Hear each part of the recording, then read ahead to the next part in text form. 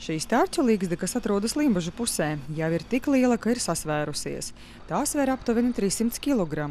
Agri vai vēlu šī līgzde noteikti nobruks, tāpēc ir pieņemts lēmums to noņemt. Sadales tīklu elektromontieri sākumā atslēdz elektrolīniju vadus, pēc tam nozāģē balstu. Gatavs! Šajā ligzdā mēs neesam atraduši nekā interesanta, tikai zari, sausa zāle un sūnas, bet esot bijuši gadījumi, kad ligzdās tiek atrasti audumu gabali un veikala maisiņi. Nekādu dārgu lietu, kā varētu iedomāties. Stārce gadu gaitā veido jaunus ligzdas lāņus, tā kļūst arvien smagāka un atbalstās uz elektrolīniju vadiem, kas tehnoloģiski nav paredzēts.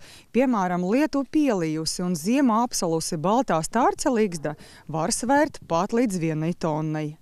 Pagājušajā gadā tika noņemtas 700 stārķu ligzdas, pirms gada vēl 500, bet uz elektrolīniju balstiem kopumā ir reģistrētas gandrīz 8000 ligzdu. Turklāt vairāk nekā puse Latvijā mītošo balto stārķu Vīcavas mājvietas izvēlās tieši uz šādiem balstiem. Apmērs viņas ir tik liels, ka viņš sāk spiesties uz augšējiem vadiem, vadi nospriegojās un zem tās ligzdas veidojās korozija, tā kā no ātri vai vēl atkal trūks vads un tad veidojās kaut kāds bojājums, kad cilvēks piesaka, ka ir elektroenerģijas piegādes traucējums.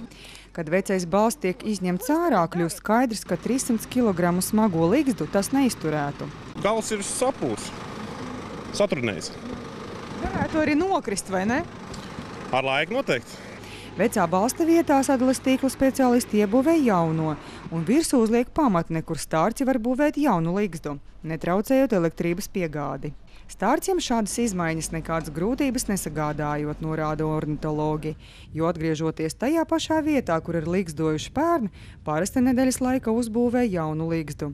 Turklāt Latvijā katru gadu 20% stārķu mājvietu paliek neapdzīvotas. Tā ka rezerve ir diezgan liela, un ja daļu ligzdu noņem, it sevišķi, ja to dara tā, kā Latvenergo noteikumi paredz ārpus ligzdošanas sezonas, tad vietējai populācijai un vispār pasaules populācijai šāda ligzdu noņemšana patreizējos apjomos un šobrīd, kad tā populācija ir stabila, nekādu kaitējumu nenodara. Sadales tīkls ligzdu noņemšanu veic no septembra līdz mārtam, jo šajā laikā tas nekaitē putnu populācijai.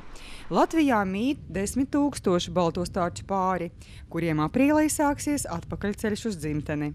Natālija Valdniece, Uldis Vejs, LMT.